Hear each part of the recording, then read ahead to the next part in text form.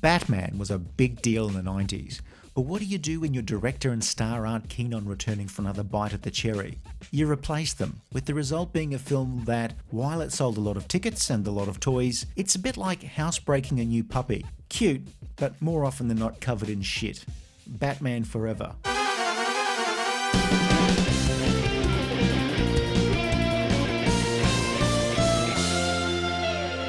Again, Batman was big in the 90s, like grunge, cell phones and Tamagotchis, but 1992's Batman Returns was considered a little too dark for audiences, which resulted in a lower box office take than the first film in 1989. Director Tim Burton stepped aside, acting as a producer on the new film, with Michael Keaton deciding he wanted to do almost anything else other than a third Batman film. I had a pretty big deal come through.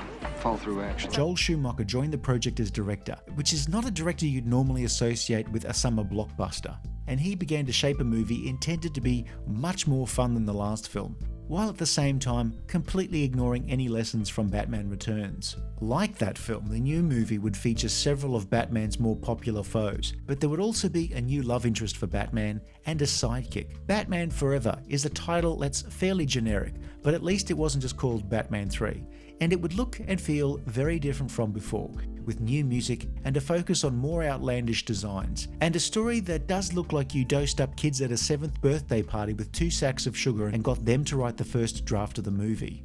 And here, Riddler makes a funny face, and then Two-Face goes poopy, and then Batman kills Two-Face with a bazooka, while Robin kills Riddler with a bazooka, and then Alfred kills Robin with a bazooka, and then Batman kills Alfred, with a bazooka. Genius! In Gotham City, Harvey Two-Face is harboring a grudge against Batman, while frustrated inventor Edward Nygma is crestfallen after his man crush on Bruce Wayne is not reciprocated. You were supposed to understand.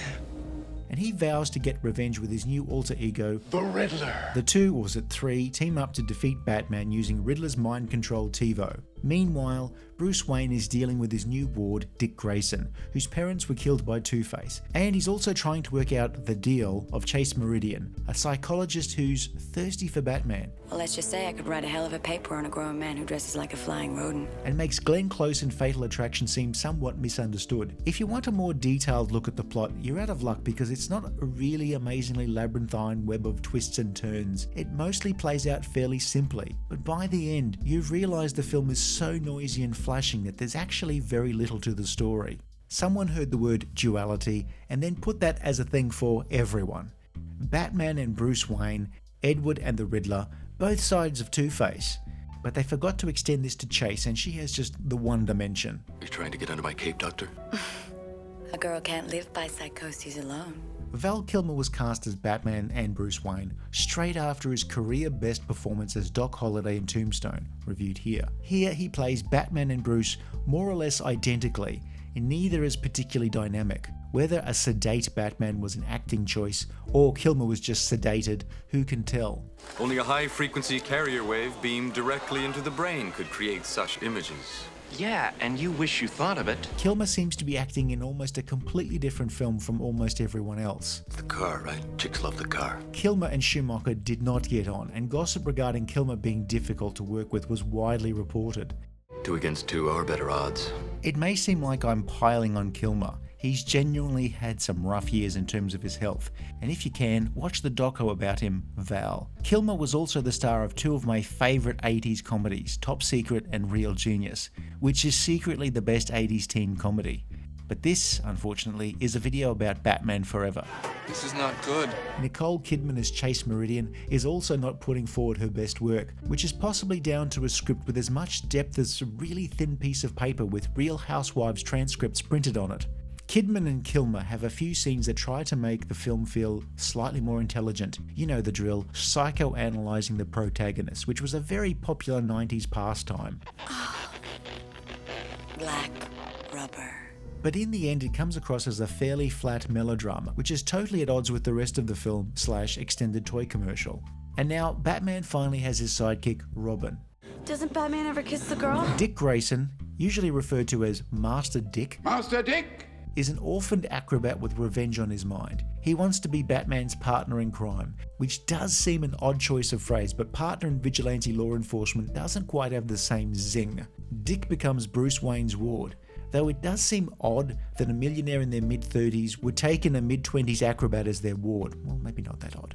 Chris O'Donnell, possibly a little old to play a role written as a teenager, manages to upgrade Robin from catchphrases Holy rusted metal, Batman! Huh? You're grown, it's all metal, it's full of holes, you know? Holy! Oh. to someone wearing a costume made for him by a sad old butler taking it upon himself to create a suit for teenage Master Dick with sculpted muscles and a massive codpiece. O'Donnell does a much better job of charming the audience than the aloof Kilmer or Kidman, who really seem like they're doing us a favour by appearing in this film. You could say we're of two minds on the subject. Tommy Lee Jones plays Harvey Two-Face Dent and seems to have made up his mind to completely ham it up in order to compete with his co-star Jim Carrey. Carrey at this time was perfect for an over-the-top Batman role and does a pretty good job as Riddler in a film that's otherwise quite poorly written, like a flood insurance policy that excludes flooding. Riddler moves around like an electrified grasshopper, while Jones shouts and mugs and poses to try and keep up. Carrey later said that he and Jones did not hit it off, with Jones reportedly dissing his co-star by saying that he cannot sanction your tomfoolery. Apparently, Tommy Lee Jones never actually watched dailies of his own performance, since Tommy Lee Foolery seems an apt description. Excuse me? So this film is really all over the place. It seems dumb and loud for the sake of being dumb and loud. Like someone wanting to sell you a pink used Jeep with 3 wheels. The plot is so slight but messy that it has to be explained by bystanders, just so we know what's going on. Oh no! It's boiling acid! And that's never a good sign. When the first Batman film was in production, great care was taken to make it not feel like the 1960s Batman series. But by the time of Batman Forever, any such rejection of campy elements followed Keaton and Burton out the door. I need a name. Batboy, Nightwing. I don't know, what do you think? What's a good sidekick name? This feels much more like a kids movie that occasionally decided to not be a kids movie whenever Kidman and Kilmer were alone in a scene, and then back to a kids movie when the villains show up, mugging like a coked up Christmas pantomime. This film treats subtlety as if it's a rare earth mineral the production can't afford. This is your brain on the box. This is my brain on the box. Does anybody else feel like a fried egg? Have a bit more, thank you. The performances are entertaining enough to watch on their own. It's just putting them all side by side is like trying to order one large pizza for 6 people who each want a completely different topping. Gunther wants pepperoni, Jenny wants gourmet vegetarian, Aisha wants meat lovers, Maya needs vegan sausage, Phil wants supreme, and Frank wants a Hawaiian. But then he always was a contrarian c***. And almost everyone is disappointed by the pineapple encroaching on their slices, and there not being enough pepperoni, or too much pepperoni, or any pepperoni. I mean, just order 3 small pizzas and each go halves. Sure, but the coupon is for 1 large pizza. God damn it, people, can't you just be normal? It just raises too many questions. The Batmobile now has an enormous spoiler that flaps around like a pigeon in a 7-Eleven, a wing that would provide as much downforce as a single of Don't Worry, Be Happy. But it was toyetic.